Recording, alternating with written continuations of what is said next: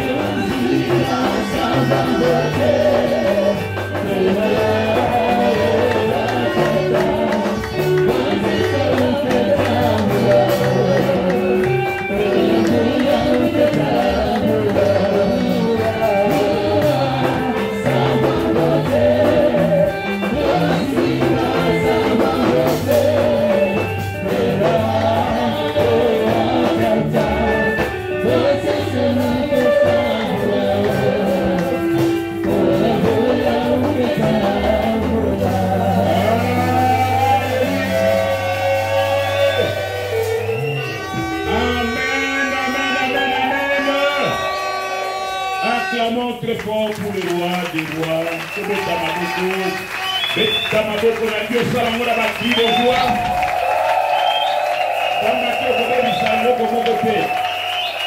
Ce n'est pas un péché. Amen. Voilà pourquoi on a dit que tous soient bisika na biso, poeta biso komanda. Je bénis l'Éternel grand Dieu pour l'opportunité où accepter les sous pour ça la biso katikati na dimanche ya lelo dimanche moko ya kitoko ya lipapoli ya esengo pe ya kokangola. Amen. Lelo tokosolola likolo ya motu oyo na te ya epesami ezali ete il y a mieux à faire. Il y a mieux à faire.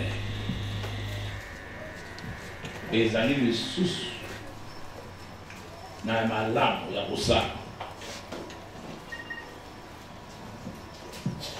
Ce qui nous allons dire, il y a mieux à faire. C'est-à-dire, nous allons dire, Nango, on a dit à côté de ça, les amis sont dans ma lame, il y a pour ça. Pour situation ya vie nangai est changé. Pour cette situation ya vie nangai est quoi politique à la bonne côté. Ce que nous vit il y a mieux à faire. Cela veut dire alors les vous allez stationner, vous allez limiter. Yangoana dans mon sous. Pour vous allez poser la cascade na biso yango tozu ya côté. Alors et là, on sait que nous attendons, il y a mieux à faire. Dans les gâteaux, la Bible à la Bible, nous qui avons toujours écrit, aujourd'hui, Bible à la Bible, Bible à la Bible, cahier. Nous allons prendre dans le Nouveau Testament, Ancien Testament, pardon. Nous prenons le livre d'Esdras, Esdras 10. Esdras 10, je prends à partir du premier verset jusqu'au 4e verset. Je lis exactement ceci. Pendant qu'Esdras, pleurant et prosterné devant la maison de Dieu, faisant cette prière et cette confession, il s'était rassemblé auprès de lui une foule très nombreuse de gens d'Israël, hommes, femmes et enfants, et le peuple répandait d'abondantes larmes. Alors, Shekania, fils de Jéhiel, d'entre les fils d'Élam, prit la parole et dit à Esdras: nous avons péché contre notre Dieu, et nous allions à des femmes, à des femmes étrangères qui appartiennent au peuple du pays, mais Israël ne restait pas pour cela sans espérance. Faisons maintenant une alliance avec notre Dieu pour le renvoi de toutes ces femmes et de leurs enfants selon la vie de mon Seigneur et de ceux qui tremblent devant les commandements de notre Dieu, et que l'on agisse d'après la loi. 4. Lève-toi, car cette affaire te regarde. Car nous serons avec toi. Prends courage, Tolobi. Amen.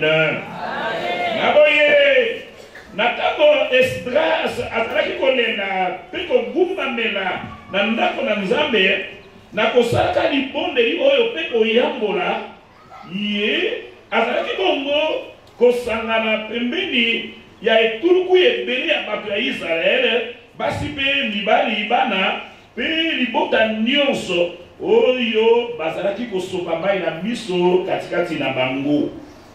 Na boye ndeko na kombo na Shekania mwana ya Jaeliel kati na bana na Elama, ye azwaki maloba pe alobi na Esdras: biso tosali masumu po na Nzambe, biso tobitikaki kolingana na basi oyo bazalaki ya bapaya oyo bazalaki ya mboka oyo. Mais Israël atikali te, azanga elikia, azali toujours kofatela elikia na ye. Na boye tosala sikoyo koyokana na Nzambe na biso po ete tokoka kobengana basi nyonso oyo ya bapaya pe bana bango, kolakisa ndenge Nzambe akolinga mpo na biso. Ye yango ekoyeba bongo kolengisa oyo ezali malako na Nzambe oyo biso tokoyeba kosala kolakisa mobeko. Telema mama telika bo etali yo, biso tokozala na yo kaka eloko tosengi na yo, zwa nzoto makasi. Tolobi amen. Tolobi amen. Makati na maloba oyo totangi awa bazali kotalisa biso lolenge nini Israël azali kolekisa periode moko oyo ezalaki mpona bango periode ya pasi.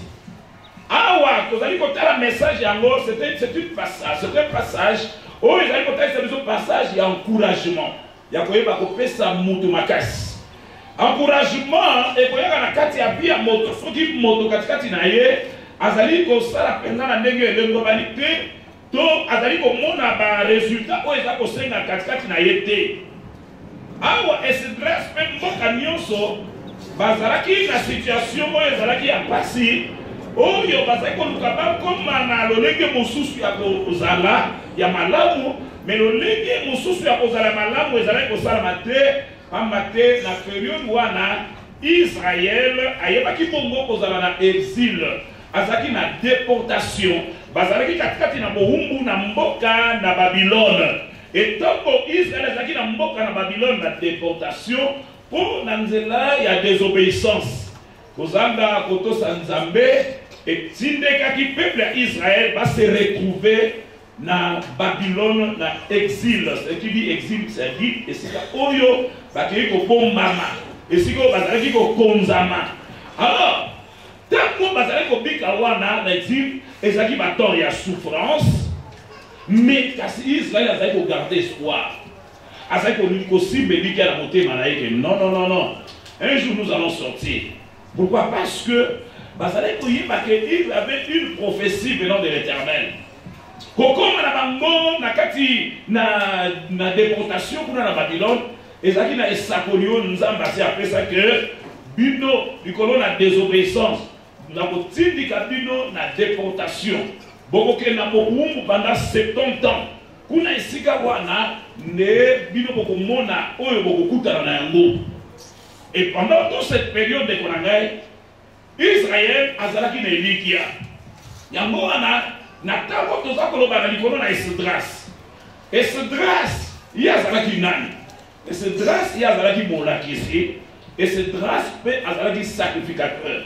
C'est dit moto oyo abongamaki pour être alakisaka peuple ayebaka ko enseigner bato bakwa koyeba nzela na Nzambe pe nini oyo bakoki kosalaka à chaque fois bazali habiter devant likambo songolo nde likambo oyo ezalaki kosala yango teme ya lelo tozoba ete il y a mieux à faire ezali lisusu na malamu oyo tokoki kosala ya malamu ekoki kozala kaka moko te ezali lisusu na malamu oyo tokoki kosala nde yango balobi ete basanganaki Esdras atelemaki lokola ye azalaki sacrificateur to nganga Nzambe lokola ye nde abongamaki parce que tout le monde n'était pas enseignant.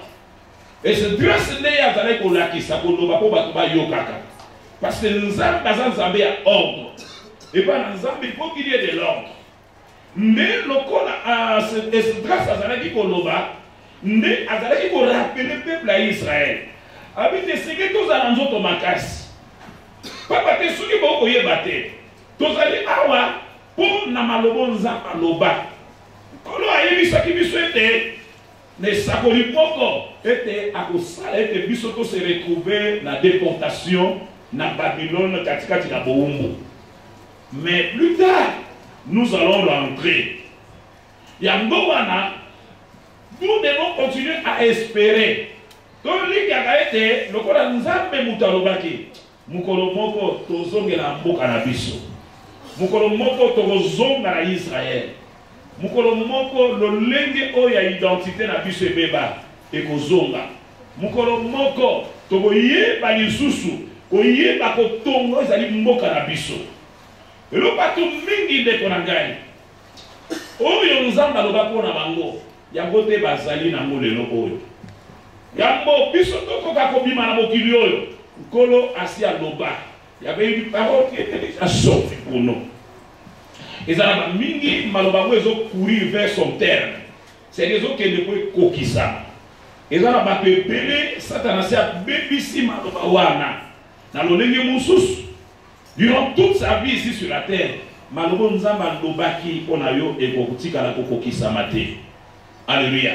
Mais awa Israël azali ko continuer ko espérer azali ko continuer ko likia lokola Nzambe alobaki 70 ans biso toyebi te mukolo moko tozala restaurer toyebi te mukolo moko tozongela penza identité na biso toyebi te mukolo moko na lingomba temple oyo ezala détruit oyo ebebisama ndenge balongola bato nyonso bamema bango na déportation la fois passée na expliquaki mikolo eleka avec comment le peuple Israël allait étape par étape dans la déportation. Parce que bato liboso bato bazalaki kosala Nzambe bakie na bango bazwi bato nyonso zaki ba makasi baye kotiko be bato oyo bamonaki bazali lokola inutile nde bango batikaki bango na mboka. Alors bato batikaki na mboka pe bango batikaki pe kosaccroître encore kobota malisu kosala nyonso nde sikoyo bazali koyeba ete na lelo wana badetruisa temple esika kopesa Nzambe lokumu ezalaki su na lolenge yango te esika wana ebebisamaki bato bazalaki na distraction. Israël n'avait plus son identité. Eza pe ndenge moko lelo bato mingi penza baza na lolenge oyo penza Nzambe alinga te. Bato mingi baza penza na siete na bango te oyo eza vie na yo te oyo eza santé na yo te. Alléluia. Où est la situation que vous mettez? Israël, malgré cela, il espérait. Parce que les bazar qu'on lit qu'il y a. Le Coran nous a pas dit que ça a 70 ans. Nous avons l'identité de la vie. Nous avons la il continue à croire avec ce Dieu-là. Parce que tant que 70 ans, et qu'on y est pas pour qui ça va, biso to récupérer où ils allaient dignité la biso. Donc, peuple Oyo, Azaki la Kondima, Makasi Kakati Naye, il s'attendait à la restauration, restauration spirituelle, restauration économique. Parce que la restauration, Oyo, Azaki peut physique. C'est dans le lenge la nzoto peto kwa kobonga. Dans le lenge la olimo peto kwa kokoma. C'est-à-dire le rôle bateau. Bazali kozela eloko oyo sala manakati la bango. Tu veux dire que tout ce que par ensemble nous avons donné nos vies au Seigneur.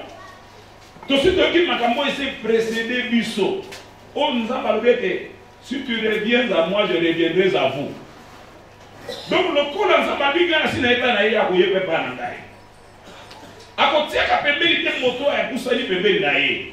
Donc c'est-à-dire je dois continuer à courir. Son amoni en côté na banda ka bondi ma que makambo nzamba sila koloba ngana okoba likolo nango. Oyo pende zalaki maloba oyo esdras akolemba te mikolo nyonso kolakisaka peuple ya Jérusalem koyebisa bango ete vraiment boyeba ete mokolo moko bokozongela bosomi na bino mokolo moko bokosepela mokolo moko ezali ya bino ya kimia mokolo moko bokozwa yango. Quand les 70 ans furent accomplis, mona tuku 70 wana ekokisamaki. Tant que kokisami sikoyo, ils ont la déportation pour azonga sikoyo na mboka sikoyo. Amona makambo nzamba alobaki soki kokisama tote. En arrivant à Jérusalem, à Israël, il y a beaucoup de contraire. Il y a beaucoup de reste des peuples qui étaient restés en Israël. C'est mariés avec des femmes étrangères. C'est alors que Esdras, le enseignant, le Mokambi, il s'attendait à voir son peuple donc dans de bonnes relations avec Dieu.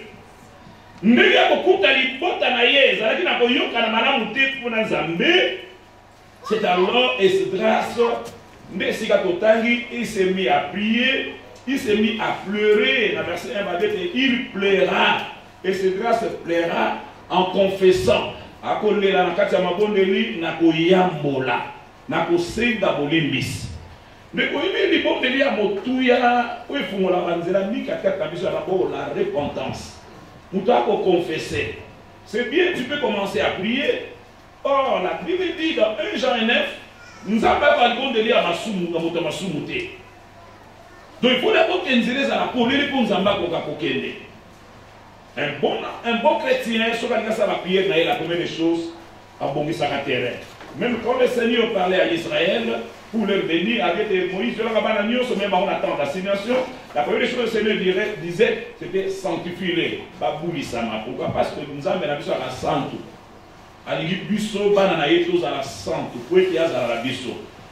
Il a toujours travaillé là où il y a la propreté, à la binoté.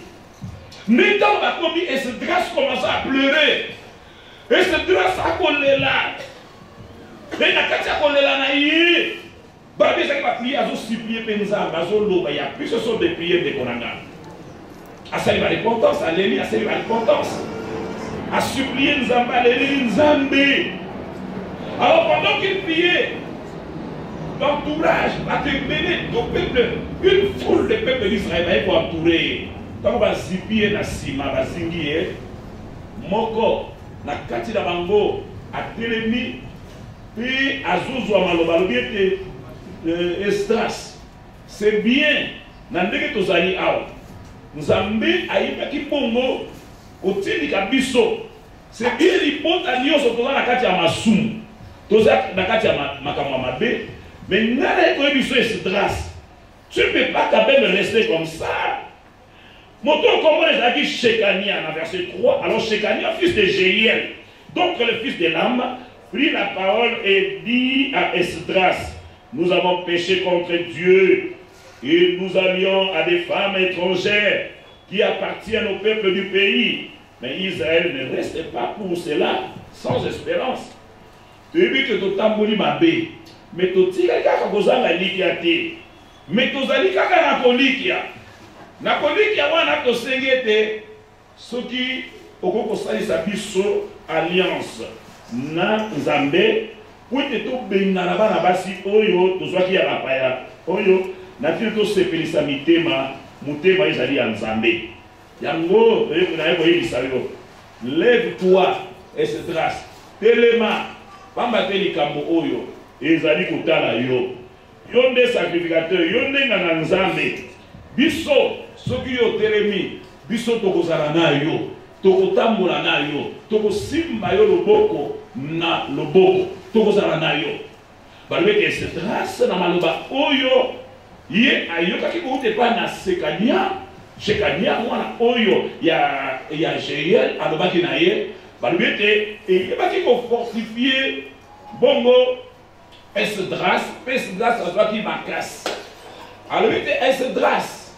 donc soki okokomema biso na koyokana donc eloka motu ya ndeko na ngai il y a une différence entre l'alliance entre la communion et la relation awa relation ezalaki na ngo na bana Israël.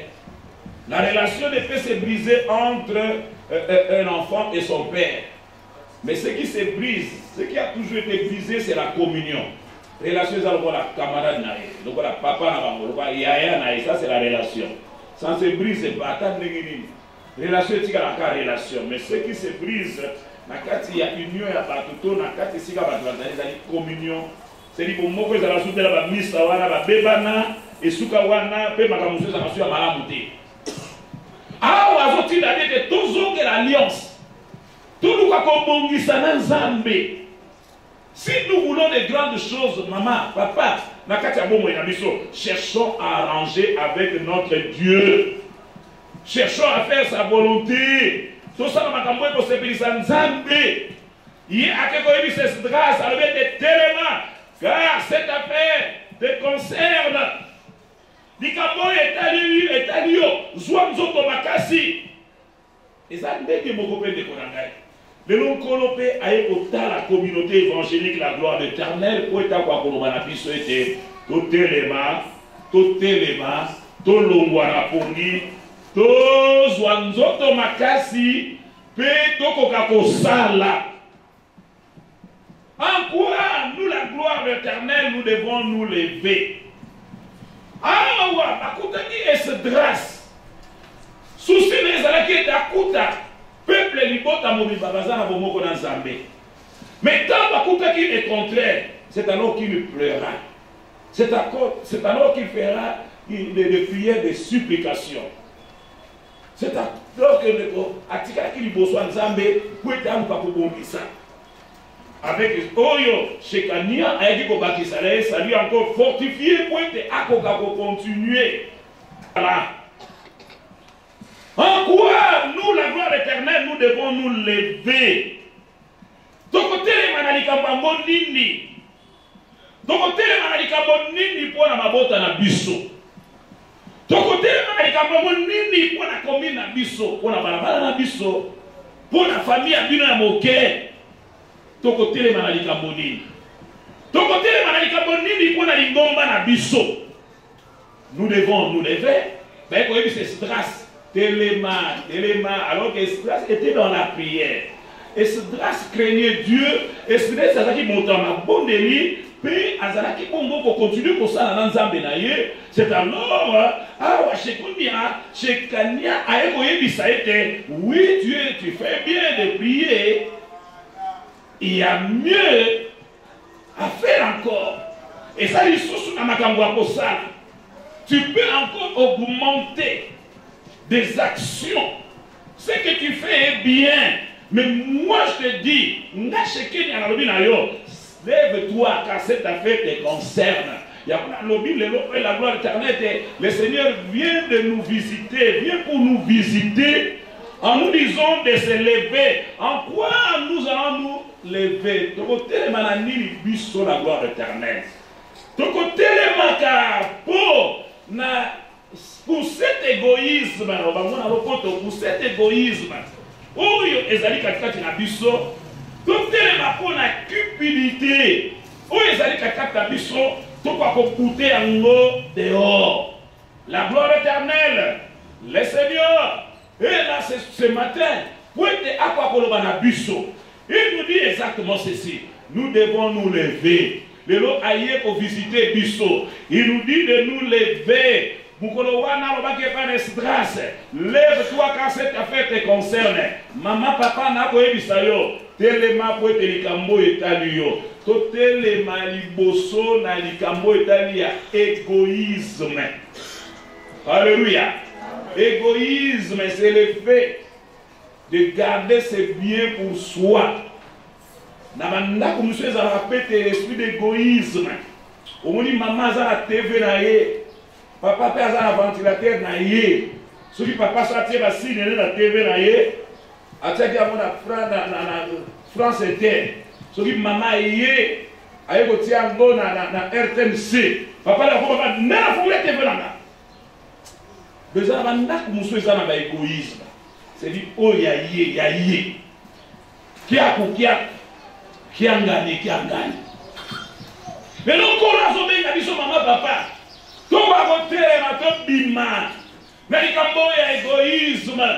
Pour battre, il y a un yo et talio. C'est à fait te concerne. Pour que ceux qui est baby, n'a pas des baby. Tu dois te lever pour cette affaire. Il y a cupidité. C'est dit mon thème, oh, il y a mon thème à ma casse. Nous devons nous lever pour goûter dehors la cupidité et quoi qu'on l'on voit c'est bien, nous faisons d'autres choses. C'est bien, nous faisons plusieurs choses. Non, nous les faisons des konangai. Soit nous avons toujours fait ça. En dehors, il y a volonté. On trouve en nous l'amour, on trouve en nous l'unité. Qu'on trouve à nous de konangai la compréhension. Mais dans l'air où les amis comment on a terre, oh il y a un monde correct aux zala et puis qui c'est pour aider. Tout quoi comment on nous embêter. Le Seigneur nous exige, nous demande la gloire éternelle. Nous devons nous lever pour cet esprit-là de manque d'amour. Manque d'amour. Le Seigneur marche, travaille là où il y a l'amour. Quand il n'y a pas l'amour de Konangai, vous ne verrez pas Dieu. On a raté les vessiques à voir. On a venu à stress. Lève-toi quand cette affaire te concerne là. Makambalibo betalio, Makambalibo papa, Naboebiso, Makambo église la gloire éternelle. État la caillot. Le Seigneur ne viendra pas seulement demander le compte à l'apôtre seul de Konangai. Il va nous demander tous compte Yamakambo Olo. Non.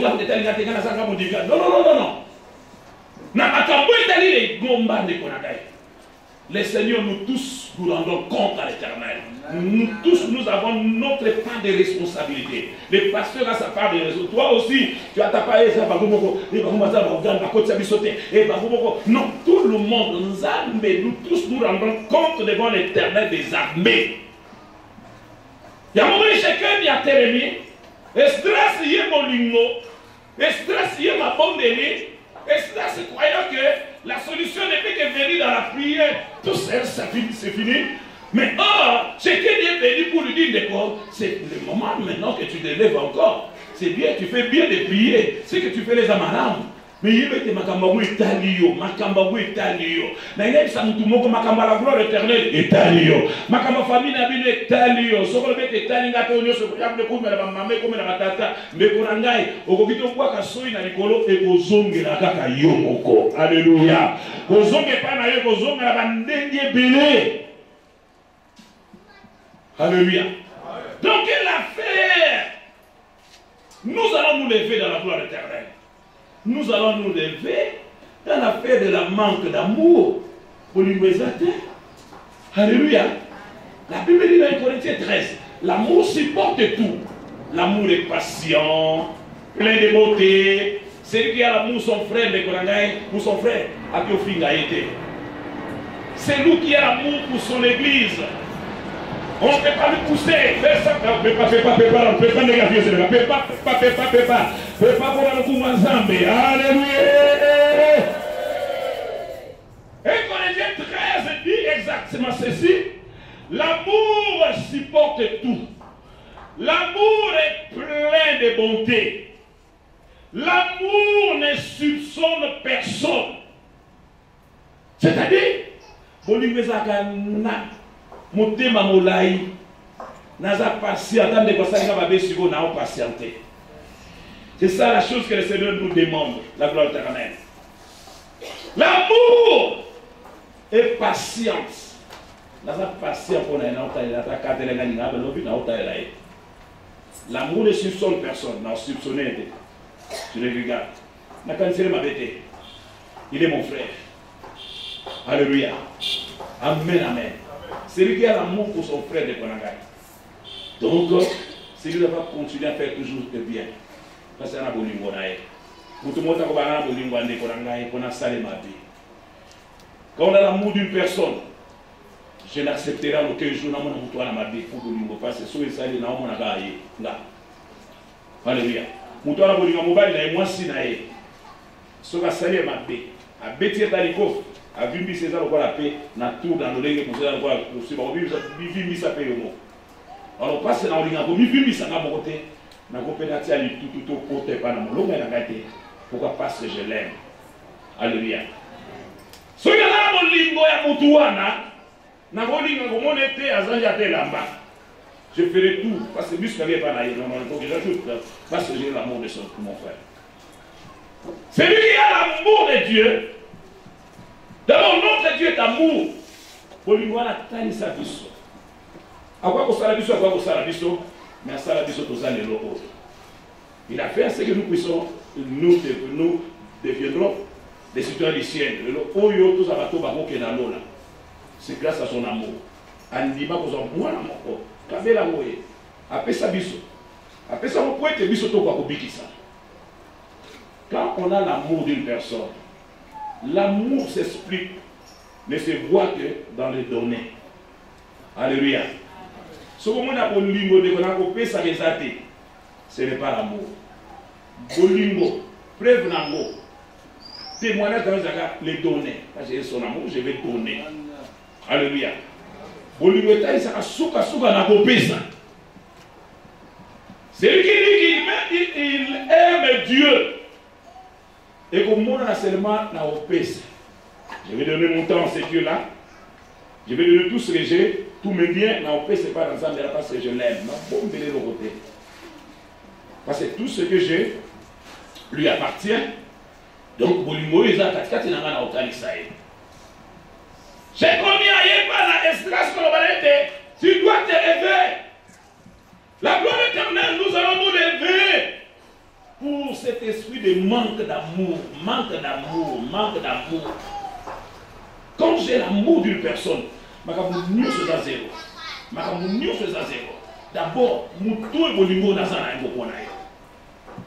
c'est ça ce que le Seigneur attend de nous.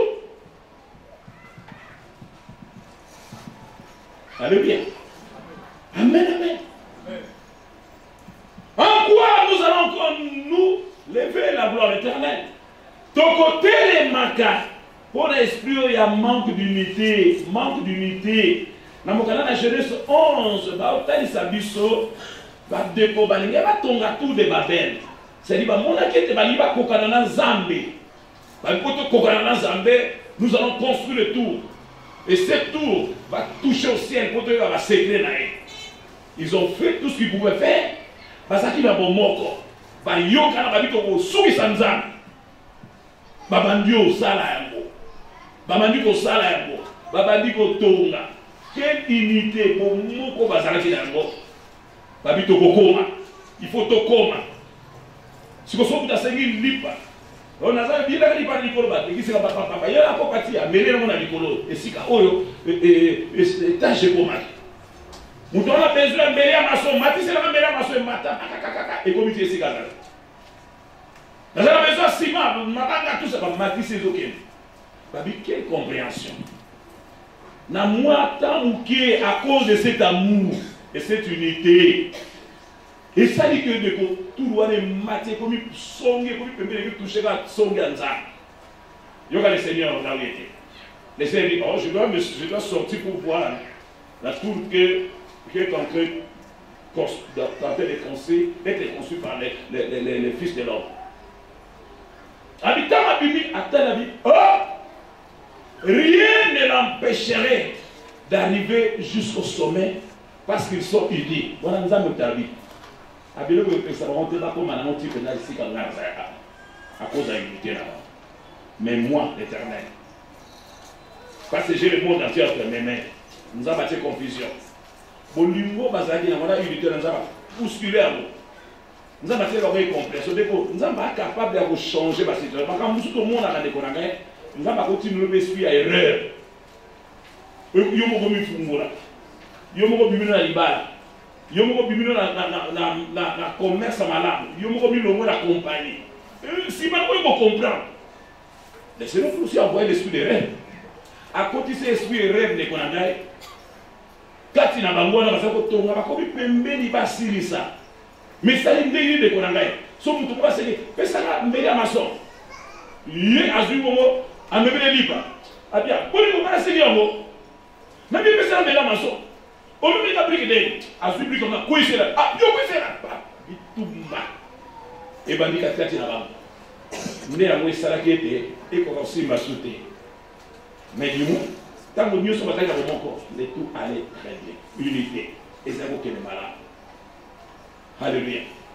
Laissez-nous tenter de nous reprocher pour la manque d'amour, la manque d'unité. Alléluia. Amen, amen.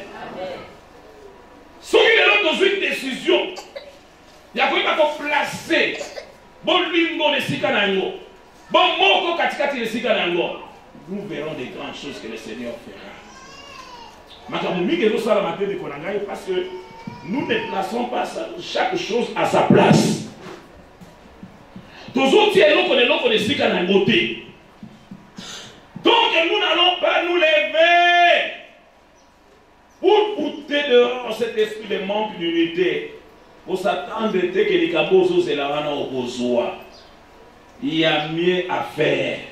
Ils ont un malade où il y a beau ça la dessous.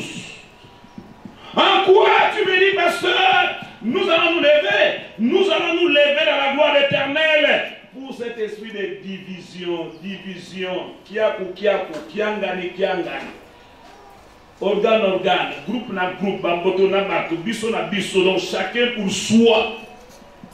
Or la Bible dit dans Acte 2, l'église primitive, ils étaient tous ensemble. Parce que ça nous a mis surtout alors, ici comme Bomoko bolingo. Alléluia. Bomoko bolingo wana isala kepe musale bandeko kende. Ils partageaient le tout ensemble. Parce que vous allez ensemble. Ils étaient tous d'un commun accord. Et si vous avez yokana, et par bien des divisions, les miracles se faisaient de temps en temps. Tout ça pour empêcher le bon panzan de la makambo belé. Na kati la bombe inabiso parce que toujours qu'on se conformer à la loi ya Nzambe. Nous devons nous lever pour ces problèmes de division. Car notre bénédiction, ta bénédiction, ton mariage en dépend. Centaines d'ailleurs dépendent de Mukoro Oyo.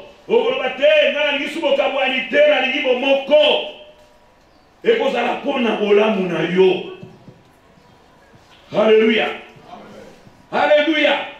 Nous devons nous lever. Mais aujourd'hui, le Seigneur est venu nous visiter. Maman précise, mon papa. Pour aider, tout le monde qui bouter dehors, nous sommes ça épée qui s'est. Nous devons nous lever. Parce que plusieurs, nous sommes trahis par nous-mêmes. Biso Moronde, nous allons se trahir. Pendant que CEG, communauté, pardon, CEG, la communauté évangélique, la gloire éternelle, est en train de passer dans ce stade de la construction. Mais nous-mêmes, nous sommes trahis. Biso Moronde, nous allons faire trahison. Qu'est-ce que le Seigneur fera maintenant? Parce qu'en nous, il n'y a pas d'unité. En nous, il n'y a pas d'unité, il n'y a pas d'amour. En nous, il y a la cupidité. Il y a l'égoïsme. En nous, il y a chacun pour soi. Nous sommes s'occuper de la moko. Il y a moins de ça, ça c'est le temps pour toi. Oh, oyeba ete, okokozana bomoko na mobali na yo, okokozana bomoko na mwasi na yo. Ça c'est le temps pour toi de connaître que nous soyons un dans la gloire de l'Éternel, pour que nous puissions arriver jusqu'à la fin de ce que le Seigneur attend de nous. Toko makate soki nano, to saisir makambo nzamba zo la bisote. Oh ezali tambo pour la biso ya kozala bomoko, pour être toko akotonga communauté évangélique la gloire de l'Éternel. Toko tonga communauté évangélique la gloire de l'Éternel. Tant qu'en nous, il n'y aura pas d'unité, il n'y aura pas d'amour, nous n'arriverons pas à construire, à bâtir ce que le Seigneur attend de nous. Amen. Alléluia. Oh, il y a sensibilisation. La gloire de l'Éternel, ça c'est le temps de la sensibilisation. Le temps où nous allons nous sensibiliser nous-mêmes de Konangai. Le temps où nous allons nous conscientiser, cette affaire nous concerne, ça c'est notre église, ce n'est pas l'église des autres personnes, c'est notre église, notre bénédiction en dépend. Donc ça dit, c'est nous pour nous bénir, il attend à ce que les Konangai voient que cette église puisse arriver à sa fin, que ce temple soit construit. Cette affaire nous concerne. Ne laissez pas pour les autres seulement personne, quand les autres sont en train de mettre la main sur la pâte, mais toi tu regardes de loin, le Seigneur bénit te dit, les Konangai, tu dois changer. Tout le monde amène. Tout le monde s'amène. Ce que tu fais bien de Konangai, mais il y a mieux à faire. Mais ça lui sous la ligne à la gloire éternelle. Ça c'est le temps de la sensibilisation. Nous devons nous sensibiliser nous-mêmes de Konangai. Oui, ça dit tant qu'il y a conscientisation. Nous allons nous conscientiser. Conscience, ça c'est notre église. Aujourd'hui, si ça plaît aujourd'hui, bateau va aller de l'autre côté, comment ils seront? Puis les personnes vont penser, oui, on est dans quel état? Non, non, non, non. Nous devons nous conscientiser, car cette affaire nous concerne. Likambo est allé, maman. Papa, Likambo est allé. Tu dois te lever. Et c'est que tu dois côté les mains. Tu dois côté les mains. Alléluia. L'Éternel nous a donné cette église, ce n'est pas par accident, ce n'est pas par hasard. Ce qui nous a appelé, tu as tout intérêt de Konangai à Kosala, pour être l'ingomba, famille wana, et Kokabonga. Ce n'est pas par accident, par hasard que le Seigneur a voulu que tu sois dans cette église, tu sois dans cet organe. Mais pour que yot la kisa bolingo na yo, la kisa bomoko za na ngo, la kisa pas ya responsabilité na yo. D'accord, ce qui nous divise les Konangai, ezali nango na tinate, mais ce qui nous met en contact aux autres abisso na bomoko. Alléluia. Amen, amen. Tout le monde a autre intérêt égoïste. Égoïsme, alléluia. Amen, amen. Ce qui n'a fait, tu n'as pas souci les uns les autres.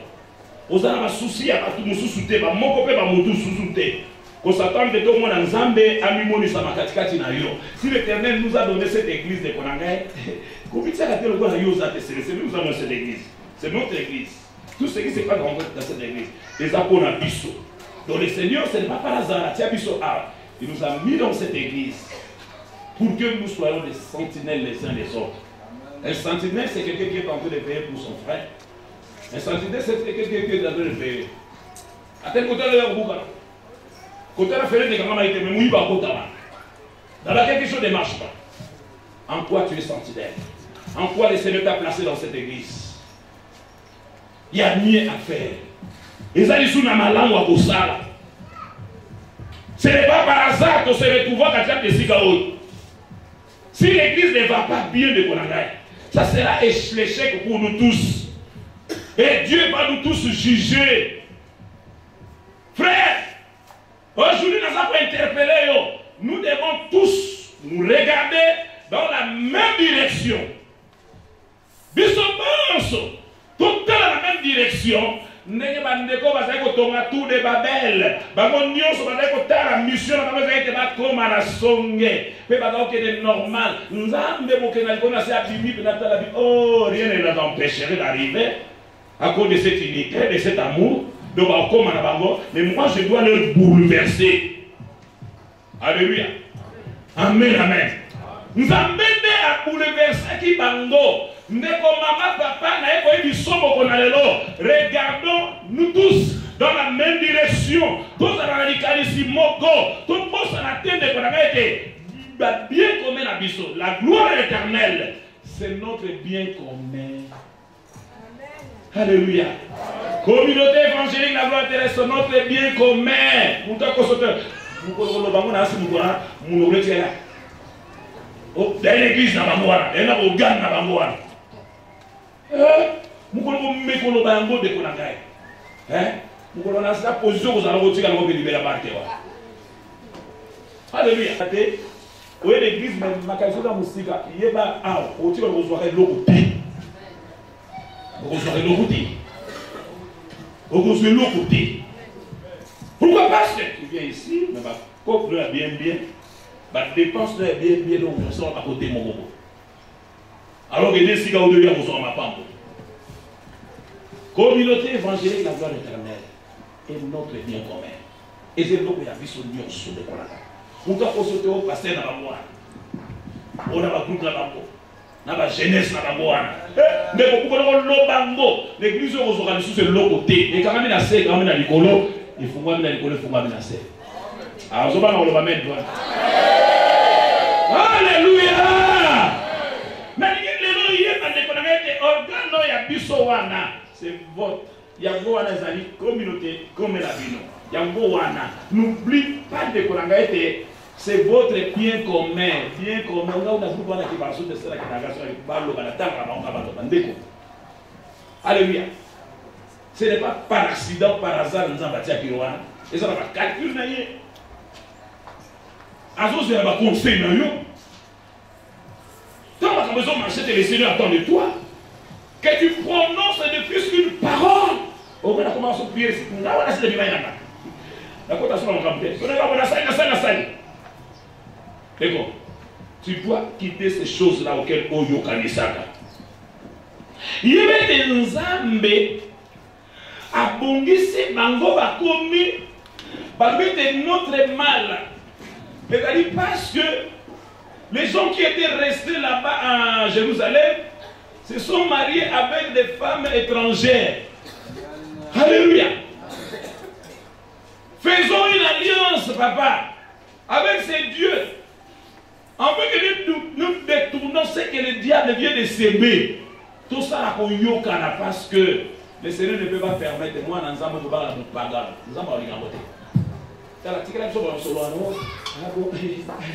Comment ça va c'est azali bizime azali nganga mais non ça la makasa na bongo ni seka yo bongo ni ça muta bongo ça pour livre mon sang. Alléluia. Le Seigneur ne permet pas que tu te maries avec un païen. Alors il y a un côté yo bongo ni ça makasa yo so na muto ali ko landa na muto ana se ba obene ana singa wazana ndako so wazana na se azo benda wazana likola zo benda na ko benda kuninga wazana sasa na force. Alléluia. Il y a zana mokila na force ya bendo alukilo ba makambo belebele yo so ko sabiso on va passer comme la police était yo ko ça yo ko mori mon sang. Alléluia. Na musalo yo so saye belé pour saler les arbres zamba ko betro passe à Mupaga et ba ndenge bo baba na nzambe belé ba frère belé ça ah frère Ramon na mona oyo ba l'église na mona ba frère na mona mibali de l'église o mona ka bana bana basi o ba bana mibali. Alléluia. Amen, amen. Yo ba ça l'église na malamu ko o na ko mfani kwanza na mbongo belé ba la mbongo belé ba na basi na ba yo ko bo banda na ye bino ba ka bina bino waza mo Christ. Alléluia. Amen, amen. Moi, nous sommes bébés là, ma prière, nous sommes allés au bédard, nous sommes là, nous sommes là, Au moins qu'on fasse 3 fois, 2 fois. Alléluia. Kolo ayoki pasi poete bango bakeko bana na basi ya bapagano. Ali pona nini kambo pe salaba. Je ne te permettras pas que tu te maries avec un païen. Pourquoi? Parce que ça va t'écarter dans la volonté de Dieu. Avant de boire la prière, avant de boire la prière. Pourquoi ça dit? Si quand on a maman, tout à l'heure, on va passer là, va payer. Donc ça dit, ma campagne qui m'ont parlé, nous Dieu soit en sa année, à vos lanternes. Non, tu ne peux pas te marier avec une femme païenne. De peur que ton cœur soit partagé. Alléluia. Si vous avez un cigarette, vous avez un cigarette, vous avez un diable, vous avez un diable, vous avez un macaya, vous avez un bière, vous avez un macaya.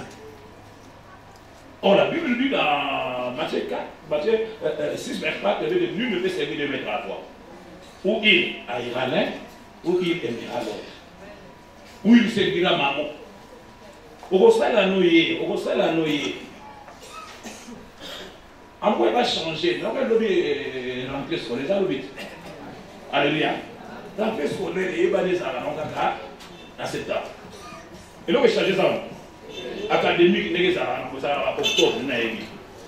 Alléluia. Pourquoi tu es culpabilisé, maman? Aux autres bangadines, aux autres tata, pourquoi il y a du colo? Aïe, bagagé, assez après ce ban à 4, après ce 16, aïe, l'ignorance, et à vous combattre, à vos pouvoirs, maman, aux autres tambolins gâtés, et lui, qu'on va être sur ma lobby, ceux qui arrivent à Zongi, le putain de Konaka, à 4 semaines, on va pas Zonga, puis les banques de rentrée scolaire, c'est pas tout timidement, après pourquoi ma malade, il y a un peu de bon de la Konaka, on soit dans l'uniforme, était 6 dimanches à l'élo, si le lobby lundi, bana va kembete, logo mope ko sala mate, en fait que baba ke le lobby, ba ke ba uniforme na bana ba ke liboso, ba komba ba sukura ba banyo surtout, ba chemise ba la pende ko ma mwindo, no ba seri o se tana karakala, comme mwana na ko na classe, ya uniforme ka go de moko wana, abateli ya motimbula mo ni haleluya. Wow! Now we are about Tangate, Nanyango.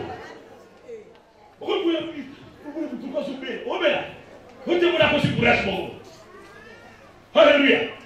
La culpabilité de la culpabilité. Vous me racontez moi sur le bas. C'est tout le monde dans la piste de mon solo.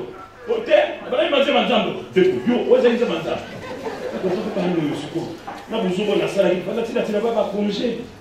Alléluia.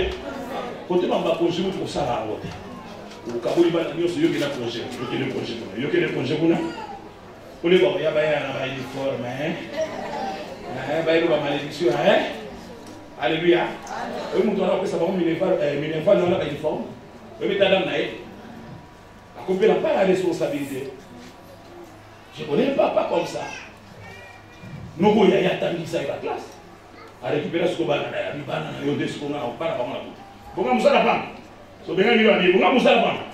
Mbona na ka pesa pam. Alléluia. Et qu'est-ce que nous avons un Dieu puissant? Pour délivrer papa na wa. Alléluia. Tango mama o banga ni yebisa o nengani. Mwana classe to banga ni. Étudiant zo banga ni. Et ça quoi na yo. Et ça comme na yo. Suki iyo wewe basoni. Otiangisa ngoboyo otiangizea bona bana tiangizea. Et tout en ça. Donc nous avons parlé na sibana biso. Nous sommes nous ba osela yo tsalo ngabo. Et tout en ça bete. Et joyeux. Alléluia. Faut changer position tête. Ne va pas changer chaîne na tête. Alléluia. Faut changer de tikamba, de sikamba. Nul ne peut servir de maître à la fois, ou il haïra l'un, ou il aimera l'autre. Nul ne peut servir Dieu et maman. On dit à maman, si il y a inquiétude, construction est ça. Si il y a Alléluia. Papa, qu'est-ce qu'on combine avec inquiétude? Donc c'est dit, donc on a une forme, on a fait un nid, on a mis et comme nous avons zambé là. Donc nous avons bazali soute, donc nous avons mis zambé. Alléluia. Donc le Seigneur doit rester à sa place.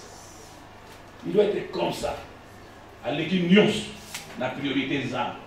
Pourquoi pas c'est ça?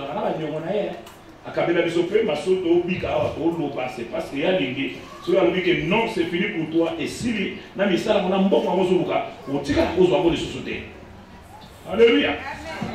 Alléluia. Et on va tomber dans la situation où ils allaient passer. Pourquoi? Parce que le Korangaï, Bazali dans nous, Bazali détourner la voie en Zambie, c'est-à-dire ils font autre chose. Oui, il m'a dit, quand ici dans ma cambre, ma bête. Ah, ma bête, m'a dit, bah, qui n'a pas si ouais, papaya.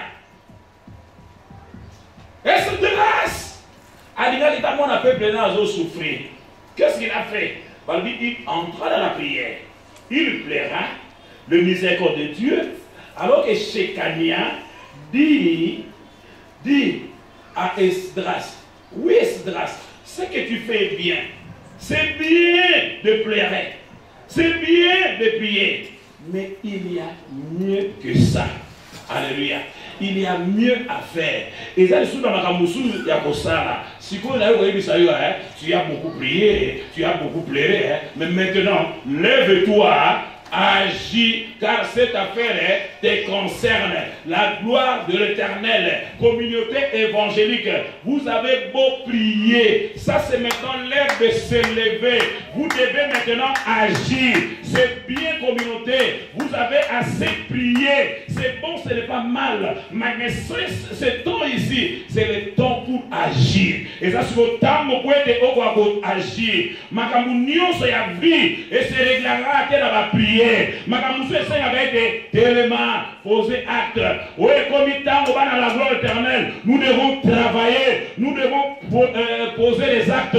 Pour que y ait à côté les mains, pour que tout soit ça avec un zambé, avoir comme mon abisso, parce que les tout ne s'arrête pas seulement dans la prière. Ça c'est l'heure maintenant de poser des actes. Alors binaye, c'est bon, tu as prié, tu pleures, mais lève-toi quand ça fait des concerne. Il y a encore mieux à faire. Tellement, quelque chose. Maintenant, tu dois agir. Agissez. Vous avez déjà prié. Faites quelque chose, la gloire éternelle, pour la construction. Maintenant, vous devez faire un pas. Il faut faire un pas. Pourquoi? Parce que Matthieu 7 dit exactement ceci. Demande, on vous donnera. Cherchez et on vous ouvrira. C'est la Bible qu'on a été. Moi, dans Zambé, tu ne peux pas seulement croiser les bras pour continuer à demander. Babi, après, tu dois aussi chercher. Cherchez et il vous sera donné. Si vous cherchez, on vous ouvrira. La plupart des personnes de Konagaï, lui aussi, ça ne s'arrête pas là-bas avec ce que vous demandez et on vous donnera. Après avoir demandé, si on ne vous donne pas, maintenant on va chercher et vous trouverez. Et on ne s'arrête pas aussi là-bas. On dit encore frapper et on vous ouvrira. Donc c'est-à-dire vous devez aussi frapper. Mais maintenant vous ouvrez à vos bêta. Mais verset 8 va mettre quiconque demande reçoit. C'est-à-dire vous doit s'engager et à vos soins capétés. Que cherche trouve. C'est-à-dire il faut chercher. Donc il n'y a pas seulement demandé. Et ça peut dire qu'on Luka. Nous avons invité plus de Konanga Lelo. Tout en action. Et donc, nous avons des actions. Côté en action. Ça a quelque chose. Travail pour Dieu. Ça est la Nzambe. Nzambe a allons redevable. A vos zongi serayo. Tu ne dois pas seulement te limiter. Quand on va prier, c'est l'heure maintenant de contribuer. C'est l'heure maintenant de faire un pas. Tu dois aussi donner. Il faut travailler. Pas seulement de Konangaï pour se limiter dans la prière. Nous devons travailler. Après avoir prié de Konangaï, nous devons aussi faire quelque chose. Amen. Alléluia. Il y a solo de l'Islam de la mission de l'Élikia. Alléluia. Bisopé Tozan et Élikia. Nous connaissons basé Élikia, Bisopé Tozan et Élikia. Nous devons aussi avoir foi. Tous dans la condima. Na kosala makambo ya minene makasi. Tout kanisa makambo minene. Pour être nzambe pe akoka kosala. Chaque année akikoyebisa se grâce. Alors bien, c'est bien, maintenant lève-toi, agis. Et comme il est là pour agir, et agir pour la construction, lèvons-nous, faisons quelque chose pour ton gâteau sale et l'eau, non, nous devons maintenant faire quelque chose. Montre-moi ce que Dieu est en train de faire. Moi, je te dis ce que le Seigneur fera dans ta vie. Ce qui les longs bisognos sont aujourd'hui décision dans la gloire de l'Éternel. Tout le monde est bisognos. Tu continues à mon tu continues à mon lingo. Bisognos, tu t'es tu te la prière de Konangai. Tout le monde a des églises de construction aussi dans la seconde. Tout le monde a des églises qui ont changé. Quand tu as sauté au bout de la encore. Est-ce que vous avez un bolingo? Est-ce que vous avez un magasin? Est-ce que vous avez un groupuscule? Voilà un groupe Labino. Et CCG de Konangai. Communauté évangélique la gloire éternelle. Et ce qui a deux éléments, nous devons travailler, nous devons être dans l'unité, nous devons mettre l'amour en première position. Bolingo, Alezala, tout ça, on a souci de Konangai. Na kati na biso, tout est là pour écarter aux ezali égoïsme, puis tout le monde a des exemples pour écraser baguna na biso. Na lina bisa mutu moko papa, ezali suna likamwa ko sala, il y a encore mieux à faire. Likamwa na soki yo sali yango, ne likamwe ko sala makakata na biso. Soki je konia, ayeko batise loko oyo, kwa mona qui était ce trash liga ki zambe, mais lui il restait seulement dans la vie. Non, tu pries. C'est qu'on courait ton moni, si qu'on yo téléma, ça l'alliance de ton banda, ça va acte, bon ça va acte de Konangai, le combiné là va acte de Komonigami. Balobiete, moi pilpi la mouké, en gros to la kali ce soir appelle l'uso. Qu'on va dire que non, ça c'est l'œuvre des actes. Nous avons besoin de nous sur le cigare. Pose des actes de Konangai, ça la mérité. Nous le balokita awa, nous devons commencer à poser des actes. Nous avons aligné ta mon ailleurs, que tu commences à faire un pas, lui aussi il va faire un pas. Ce qui ont sali faire et le commandant, nous avons fait roter à mort. Parce que tu ne fais rien, il y a mon guérison exacte, mon solution exacte, ma maison marché mais alors que Israël malgré l'échec, mais il continue à espérer. Parce qu'il faut espérer, parce qu'il faut liquer. Et si vous dites que les alliés, bien le commandant. Et si vous dites que les alliés, ma cambo salama. Nous devons travailler avec souci. Oui, les alliés, il y a mis ça là. Et comme la commune de Konangai. Mais c'est un problème de concert. Tellement, les cambo italiens. Il y a mis ça les colons, tellement les cambo italiens. Il faut faire mieux. Les cambo italiens, maman. Quand tu es là, on va tout dire. Nous devons mettre l'intérêt général en première position. L'intérêt dans le personnel, bon, bayango. Mais il y a que le Seigneur attend de nous quelque chose. Nous avons la mission tout ça là-bas. Nous avons tout ça la nuance pour notre église. Ce qui est sur l'église, la mission de Konangai.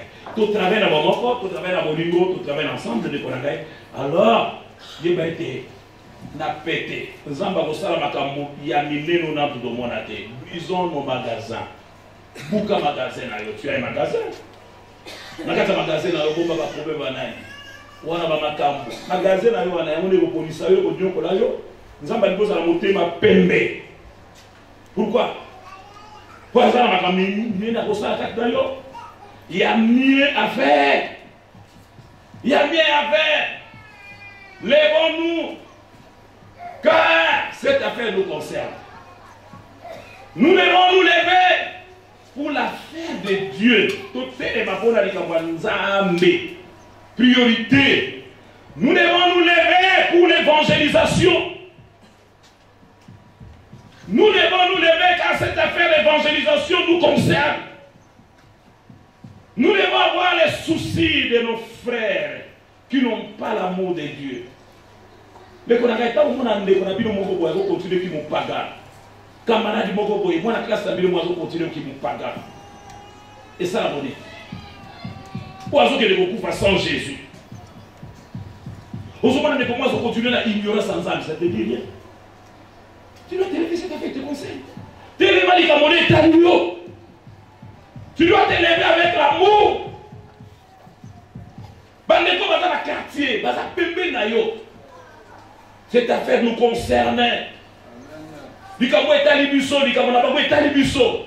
Ce que tu as dit de Konangai, aux autres mondes en beauté, un jour le Seigneur va te rappeler.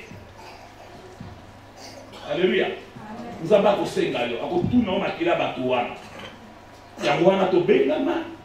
Il y a un yébé pour la lobby à mon madame. Alors, pour l'engager, Nazaré Sengo, parce que cette affaire me concerne. Cette affaire, c'est quoi? C'est annoncer l'évangile. Pourquoi? Parce que la nécessité m'en est imposée. Malheur à moi si je ne le fais pas. Mawaponanga. Nga mutu na zwande ningisa nga fonate ya batu baye paranza. Nga ne na osala ngo. Mabe to mawe kozala pa na nga so na liko kota na makambo évangélisation. Tu as toujours été à l'église même le jeudi. Pourquoi dire? Tu sais que c'est pourquoi? Je trouve mal. N'a constatant mal. Quelqu'un qui dit qu'il y a Jésus-Christ. Mais à quoi on met l'église? Quelqu'un qui dit qu'il y a Jésus en lui. Mais à ce moment-là, on met mon côté. Nous avons besoin d'annoncer la parole de Dieu. Pour l'évangélisation, je ne vais pas me taire. Pour la construction des grandes églises, je ne me tairai jamais. Pour l'évangélisation, je ne me tairai jamais. Nous allons partager ensemble ma condition. C'est vraiment, pour moi, ça va rester inconcevable.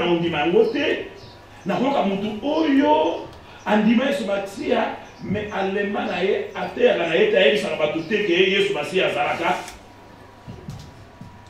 je consens mal quelqu'un qui dit qu'il a Jésus-Christ. Mais on parle de la construction et l'autre côté, ils aussi mal. Nous avons mal quelqu'un qui a l'amour de Dieu,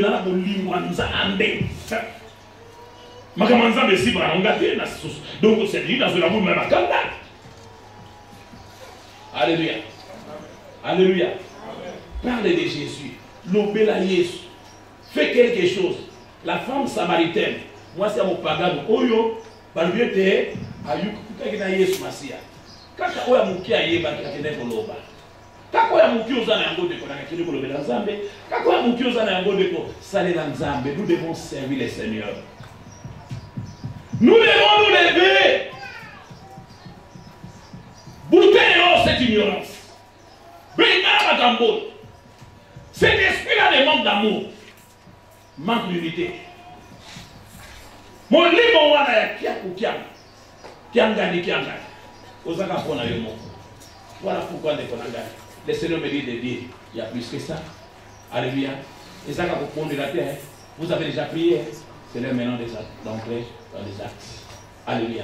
Tout ça là-bas. La conscientisation. Il y a sensibilisation. Pour tout le monde, il faut conscientiser. Il y a conscientiser pour la construction. Il y a sensibiliser. Pour que tu sensibilises les autres. C'est une affaire de concert. Comment tu cautionnes il n'a pas Jésus, il n'a pas l'amour de Dieu. Depuis que nous avons commencé 2025, nous avons à mort. Depuis que nous avons commencé, depuis le matin, nous avons mis à mort. Alors que cette affaire vous concerne. Pour la nécessité m'en est imposée. Nous avons dans l'église. Pourquoi je ne le fais pas? Alléluia. Il y a un moment où David nous commence à dire non. J'ai besoin de l'eau qui se trouve dans ces citernes. Deux sabouets. David a fait le mec à boire. Devant, c'est pas un homme. Va te belé, il y a Israël. Alors, j'ai besoin de l'eau qui se trouve dans ces citernes. Qui m'amènera cette eau-là se trouvant dans les citernes gardées par les Philistins? Donc David a dit pour ça. Pour ça. Nous avons besoin de maïwana. Et ça, on va maïwana avec la maïa source. Côté de la maïa simba. Mais dans les couloirs, la nyoka kazali côté wana. Ba nguma mazawana. Mais azala besoin de maïwana. Abimena ko memela na maïwana. Ba lobete, ba dit akufa. Natika bana nanga.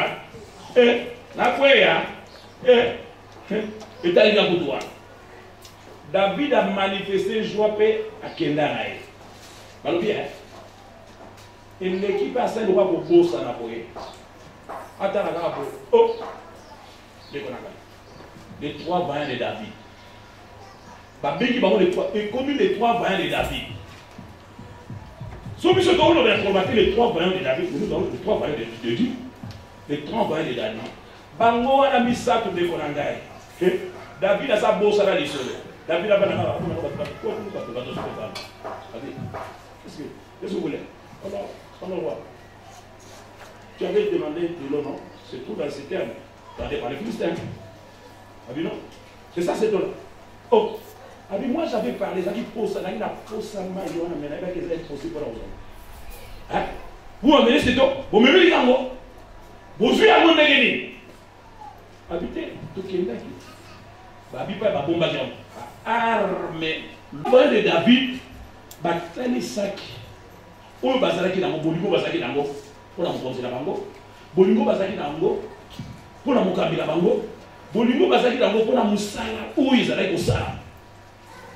Babimi les vaillants hommes, les trois vaillants hommes. Mais aujourd'hui, les Konangai, la liste c'est des vaillants hommes de Dieu. Ne sont pas reclôturés. Tu peux aussi t'ajouter dans ces listes-là. Pour vous, Barsana Katali Sewana, il y a des vaillants hommes. Vaillants hommes. Bateau va téléma. Pour va côté pour évangéliser. Bateau va téléma. Pour avoir des souka. Si constitué aussi là. C'est trois vaillants hommes. Et non à tout oyo. Une sensibilité. Une sensibilité. Sensible. Des gens comme ça. On va conscientiser la carte de la bango. On va dans la bolingo. Puis on va dans la bombe. Des gens comme ça. Il y a mon état basé sur la bango. Si quand ça va pas pour la bouche.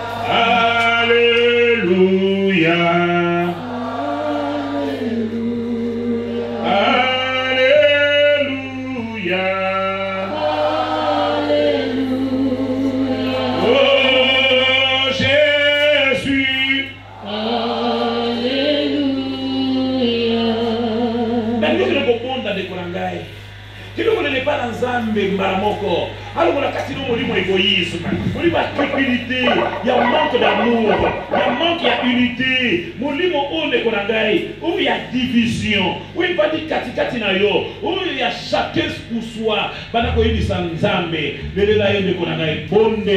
prions le Seigneur. Alléluia. Ok. Prie le Seigneur. Priez l'Éternel.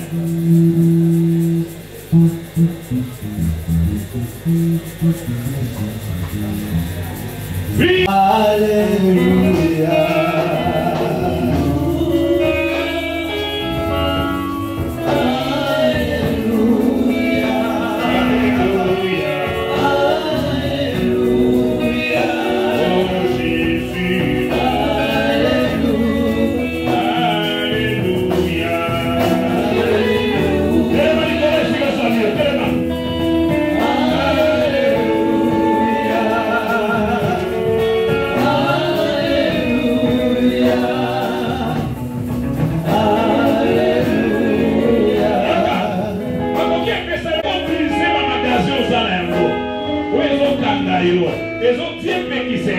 Que tu ne vois pas la main de Dieu.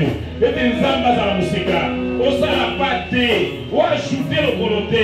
On soupaka les béniwana. Bengana moniwana. On y a manque d'amour. On y a division. Bengana yango. Kabwana yango. La vie n'a pas toqué. Bengana Nicolo. Alléluia. Priez l'Éternel.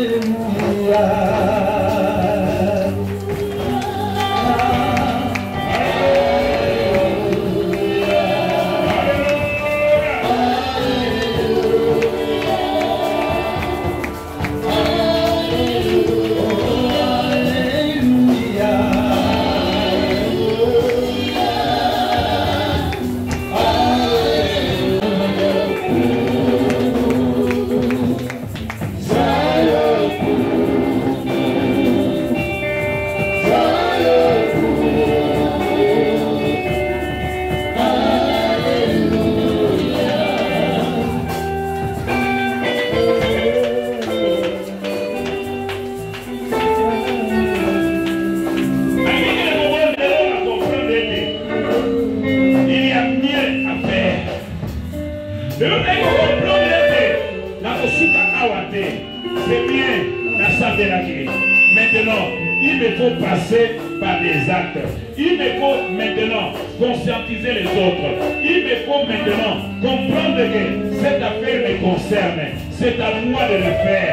C'est à moi de prêcher, d'évangéliser, de construire cette église. Pendant qu'on bonne la prie le Seigneur, conscience des hommes à la vie. Pendant qu'on est Misaïe, bonne la. Alléluia. Alléluia.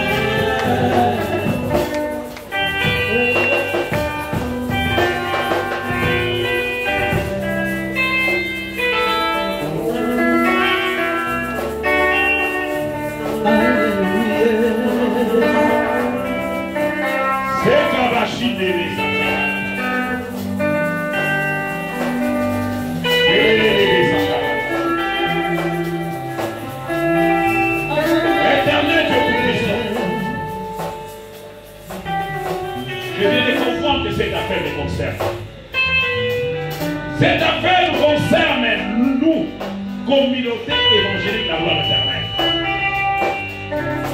C'est à moi de le faire. Il y a mieux à faire. C'est à moi de Dieu contre les âmes. Merci Seigneur pour cet esprit d'amour, d'unité, de compréhension que tu déverses dans la vie de mon frère, dans la vie de ma soeur, dans cette église pour Dieu. Merci Papa pour cette unité d'esprit que tu bénis aujourd'hui. Merci pour le renouvellement de l'alliance en ton nom. Yahweh, il n'y a que toi, Père, qui pouvait nous en parler tous ensemble. Merci. Merci Papa, parce que nous avons compris aujourd'hui que la paix de construction dans cette église nous concerne tous. Il y a bien à faire. Voilà pourquoi nous te disons merci. Nous t'élevons, Seigneur. Nous te disons Dieu tout pour nous. L'honneur, la gloire chrétienne, parce que tu es Seigneur et Seigneur. La combo de l'église. La combo de son. Vamos au nom de l'église de l'Ori. Amen.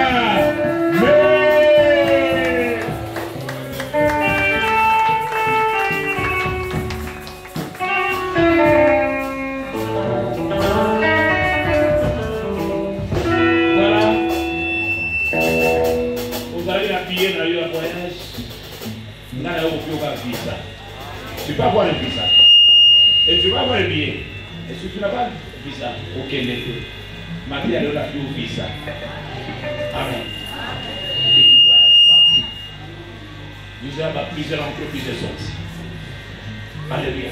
N'a tombé de un problème. Visa. Accès. N'a plus sur accès. C'est tout. Tu fais dans l'unité dans l'amour là où tu es. On va pratiquer tes marques à la mort. Continuez de connaître. S'il y a des côtés, l'intérêt personnel. Alléluia. Amen, amen. Avec les si quand la mission c'est la gloire éternelle. Nos biens communs, c'est la gloire éternelle. Nos biens communs, c'est notre famille. C'est votre organe. C'est à toi, Négo. Équipé pour la terre, équipé pour la terre. Nous devons nous lever. Nous n'allons pas nous éterniser seulement dans la prière. Nous avons déjà tout fait. Ce que nous avons fait là, ça suffit. On peut aussi ajouter, il faut ajouter, il faut faire après quelque chose. Je connais un peu, non, tu fais bien. C'est ça, madame.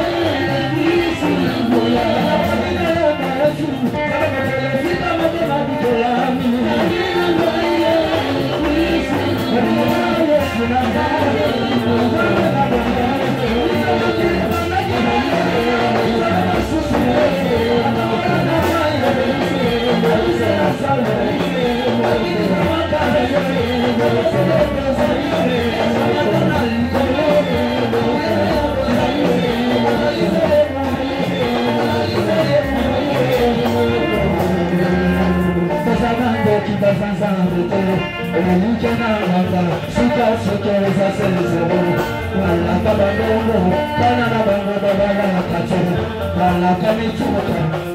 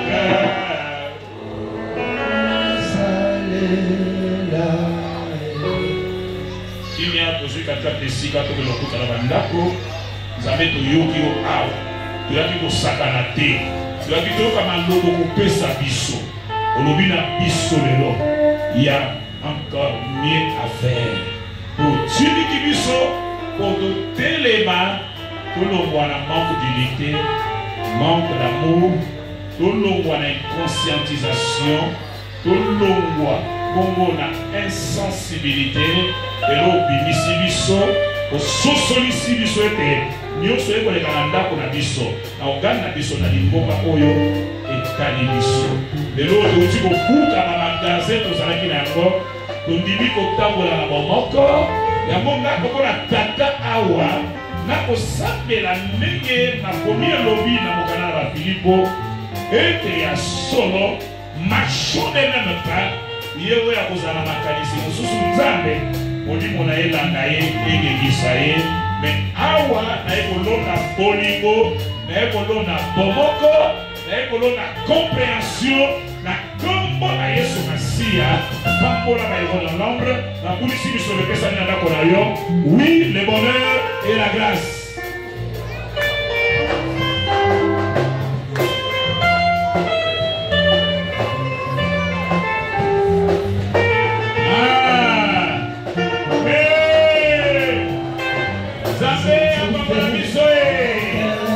Yeah.